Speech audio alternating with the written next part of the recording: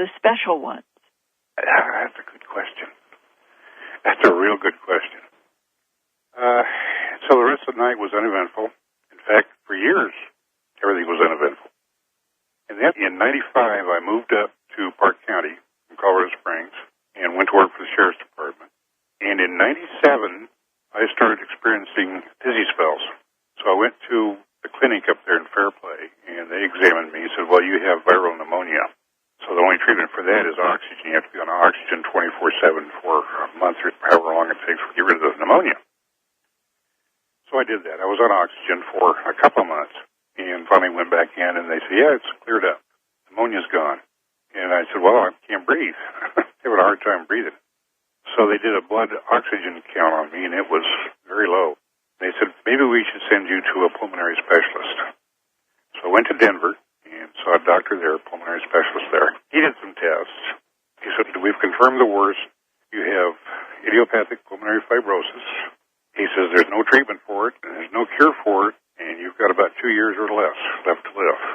So I checked out of the hospital, and I worked another almost 2 years until I couldn't function anymore up there.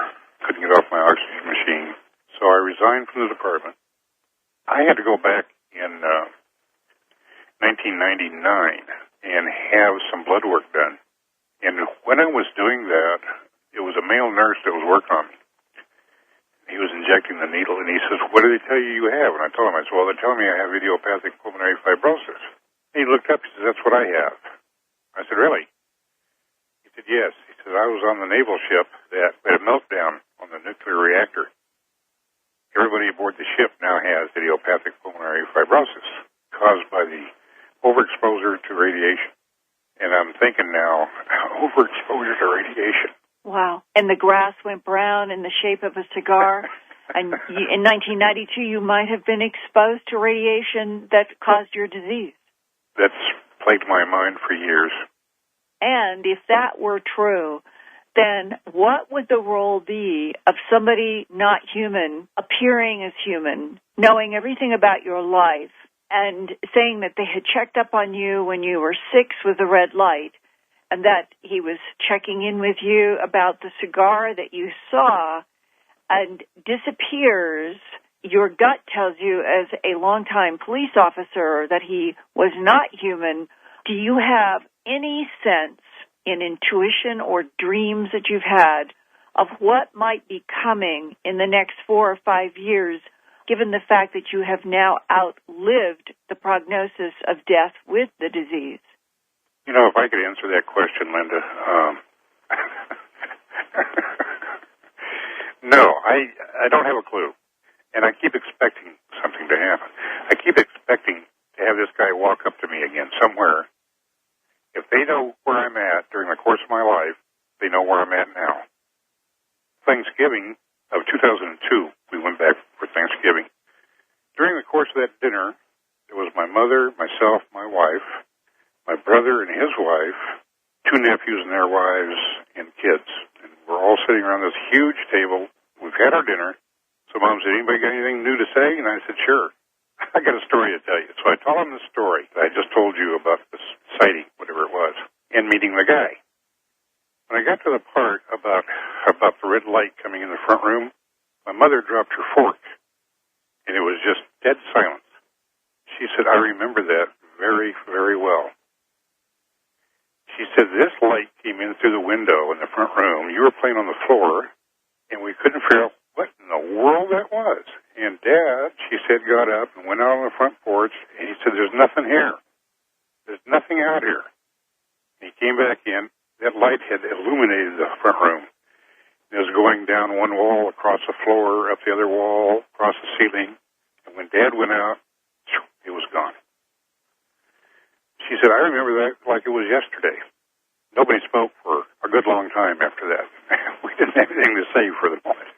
You must have been stunned that this stranger at the restaurant would have been the one who told you about an event that you did not remember, but that your mother did.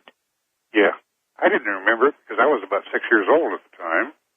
She remembered it because it was apparently eventful enough for her to remember. It was kind of a shocker to Mom and Dad, apparently. that they couldn't figure out where that light was coming from or what it was doing in the house.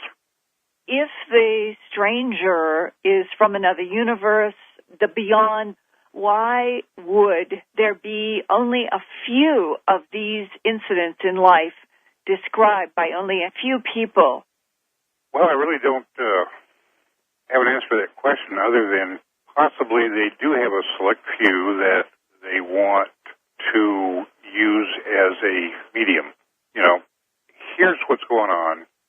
We know about you. Now you know that we're here. Tell people. Whatever happened to me and whatever has happened to others, especially those who have vivid accounts of abduction, is beyond my normal scope of thinking. I mean, it's just how do you deal with that?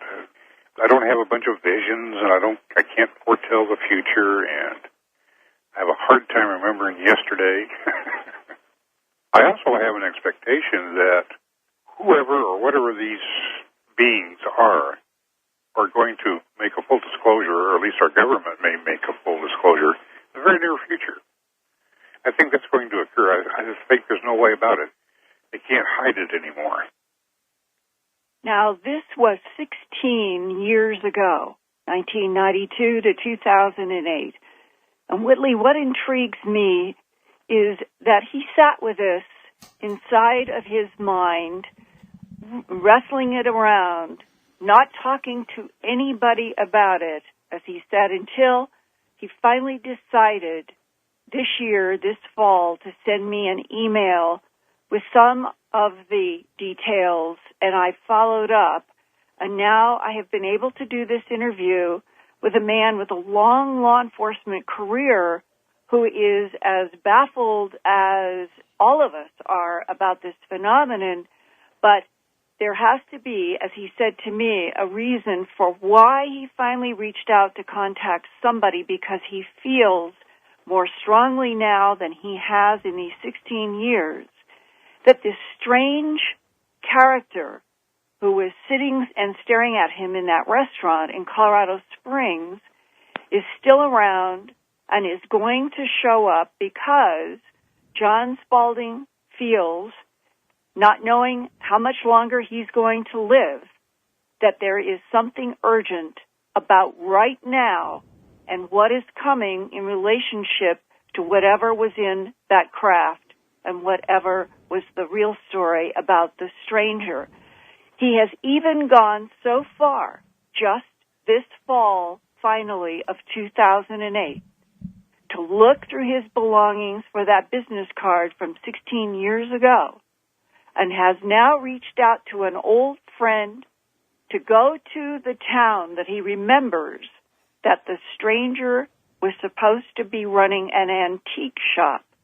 Mm-hmm. Right now, as I am speaking to you, that friend is trying to track down the stranger for John Spaulding.